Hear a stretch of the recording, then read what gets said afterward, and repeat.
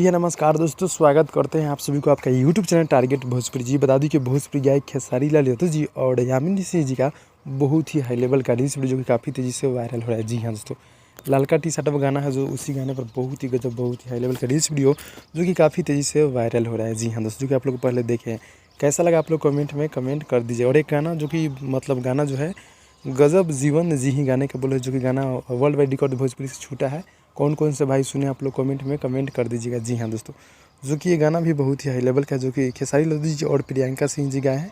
और ये गाना जो कि वर्ल्ड वाइड रिकॉर्ड से छूटा है, बहुत ही गजब, बहुत ही हाई लेवल का है। जी हाँ दोस्तों, तो यामिनी सिंह जी के साथ में बहुत ही गजब, बहुत ही हाई लेवल का रील्स वीडियो जो कि देखें आप सब, कैसा लगा आप लोग कमेंट में कमेंट कीजिए। तो जितने भी खेसारी लाल जी को चाहने वाले भाई लोग देख रहे हैं, आप लोग मेरे चैनल को सब्सक्राइब कर नोटिफिकेशन बेल आइकन को आप लोग ऑल पे कर दीजिएगा, ताकि आप लोग से कोई भी अपडेट का नोटिफिकेशन मिस ना होगा। जी हाँ, तो दोस्तों मिलते हैं अगले वीडियो में, तब तक के लिए धन्यवाद दोस्तों।